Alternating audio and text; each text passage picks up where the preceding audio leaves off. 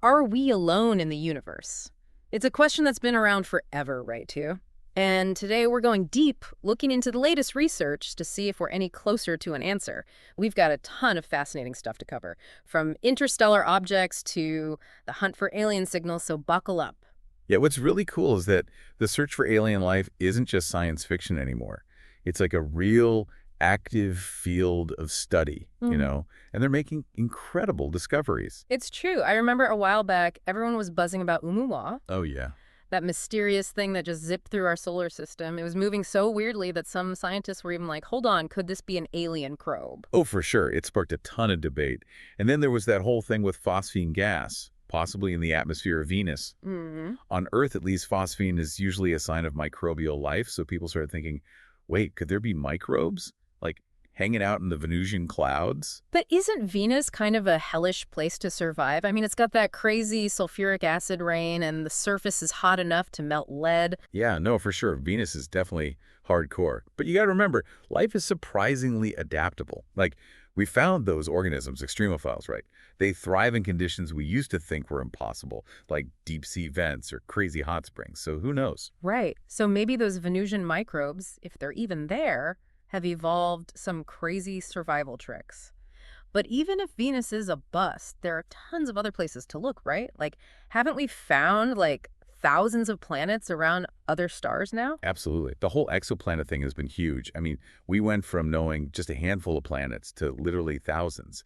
And some of them are smack dab in the habitable zone, the sweet spot around a star where it's not too hot, not too cold, so liquid water could exist. Okay, so we've got a lot of planets that could have life. But how do we even start narrowing down the search? Which ones are the most promising?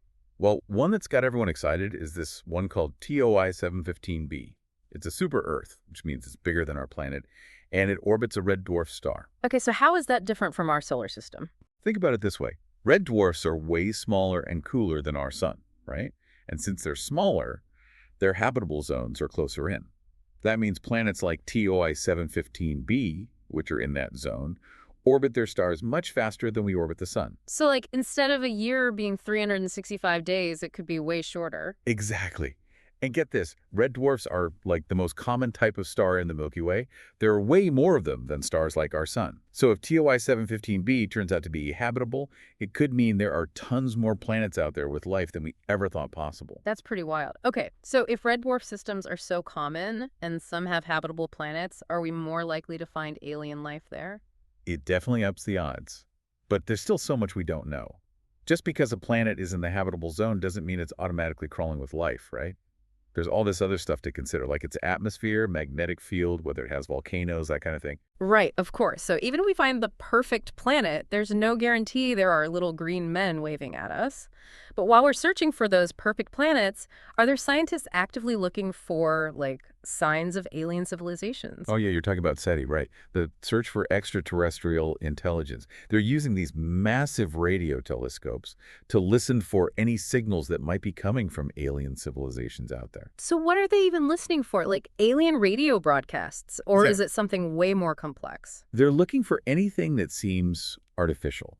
Like any pattern that couldn't be explained naturally. They call them technosignatures. It could be something like a repeating sequence of pulses or a really narrow signal on a specific frequency, like someone sending a message. So they're looking for patterns that stand out. Is there anything out there that's powerful enough to send a signal we could even pick up? Like, how far are we actually able to listen with this tech? Well, there was this one study in 2024. SETI scanned something like 2,800 galaxies looking for these technosignatures. It was the biggest search ever. Wow, 2,800 galaxies. So the SETI study basically looked at more galaxies than any other before. What were the challenges in doing something that ambitious? The biggest hurdle, honestly, is just the insane amount of data. When you're scanning that many galaxies, you're dealing with, well, an astronomical amount of information. It takes some serious computing power to sort through it all and pick out those tiny hints of technology. It's like finding a needle in a cosmic haystack, basically. So even with all our fancy technology, we still haven't found any like concrete proof of alien civilizations. But what if we're looking for the wrong things? What if alien life is so different from us that we wouldn't even recognize it? That's a really good point. Remember those extremophiles we were talking about? The ones that thrive in crazy environments? Well, they kind of show us that life might be way more diverse and adaptable than we thought.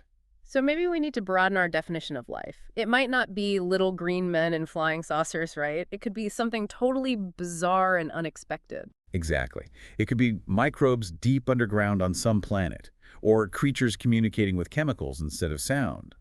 Or maybe it's something so alien that we can't even wrap our heads around it with our current understanding of biology. That's both exciting and a little scary. But if the universe is so vast, and life could exist in all these different forms, why haven't we met any aliens yet? Isn't that the Fermi paradox? You got it. The Fermi paradox basically asks, if the universe is so big and old, and life can exist in such extreme places, why haven't we found any other civilizations? It's kind of a mind bender, right? Like statistically, you'd think we would have bumped into some cosmic neighbors by now, but we haven't.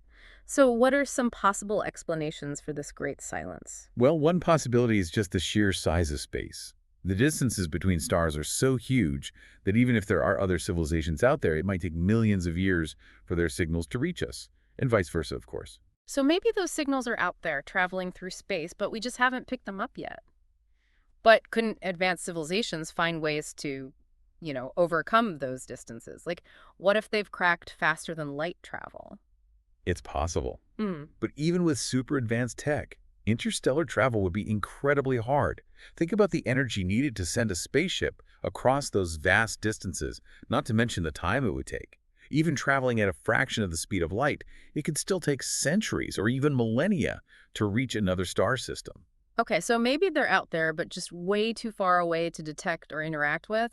But what about civilizations that are closer to home? Could they be hiding from us? Or maybe they've already visited, but we just don't know about it. Those are interesting possibilities for sure, and that's where UFOs come in. While most sightings can be explained away as natural stuff or human-made objects, there are a few that remain unexplained. I know there have been some big UFO stories in the news recently, right? Like all those reports the Pentagon's AARO got last year, hundreds of them. Or when the Indian Air Force scrambled jets to investigate UFOs near an airport. Yeah, exactly. While it's important to be skeptical and not jump to conclusions, those reports definitely make you wonder, could some of those unidentified objects be signs of extraterrestrial activity? It's something we can't rule out. But before we go too far down that road, let's switch gears a bit. Our sources also talk about asteroids and their role in, wait for it, the origins of life. Can you break that down for us? Of course. So it turns out asteroids aren't just boring chunks of rock flying through space. They actually might be pretty important in how life's building blocks, came to be and how they spread around. I'm intrigued. How do asteroids make the ingredients for life?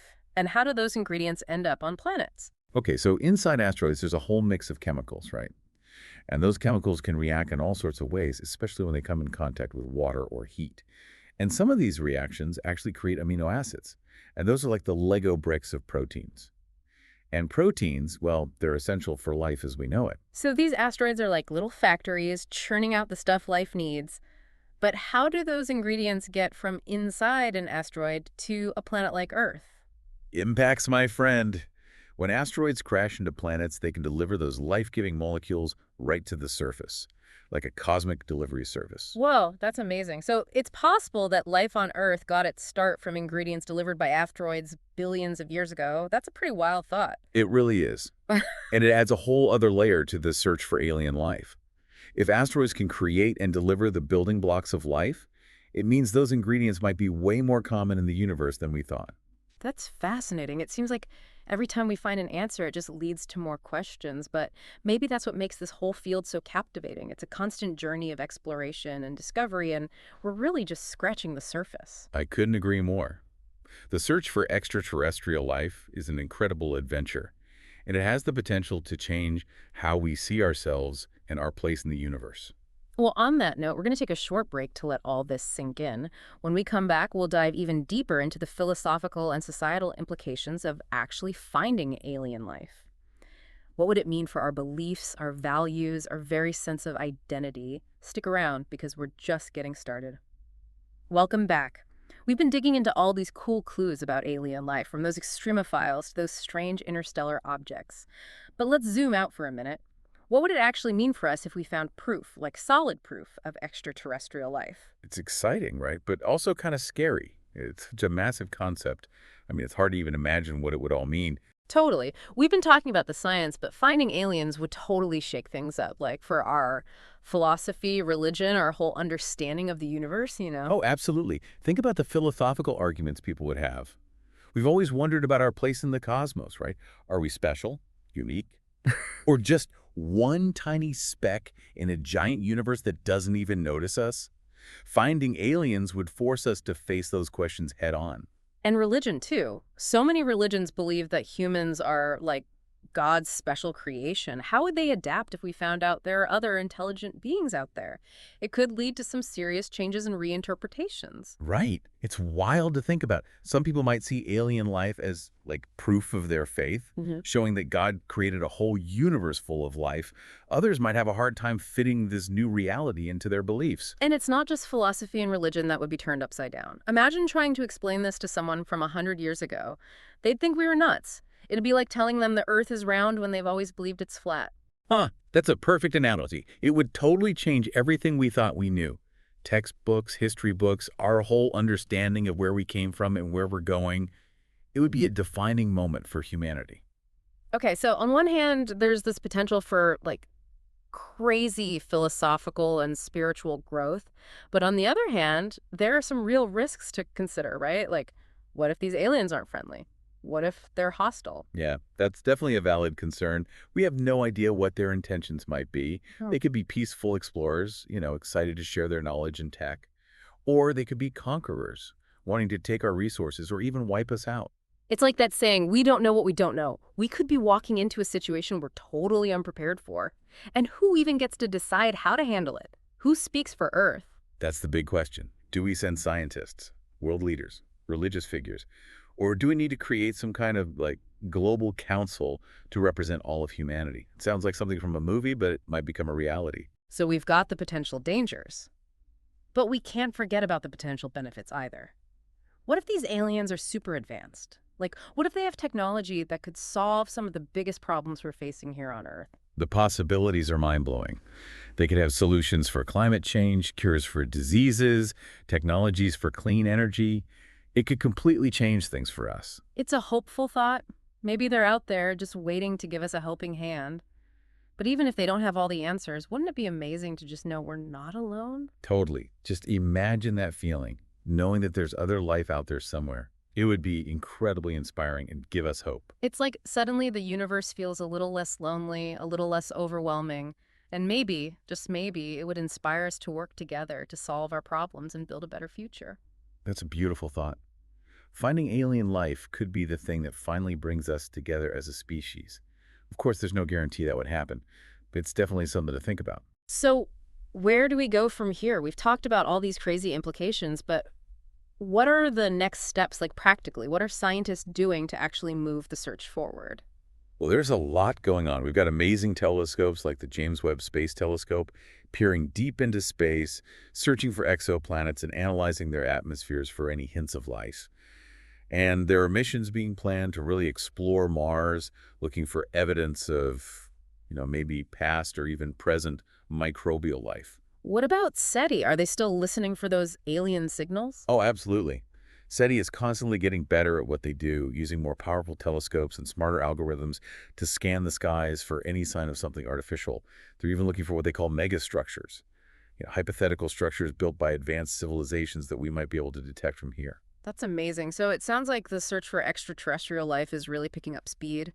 But it also sounds like we need to be having some serious conversations about what it would mean for us if we actually find them. You're exactly right.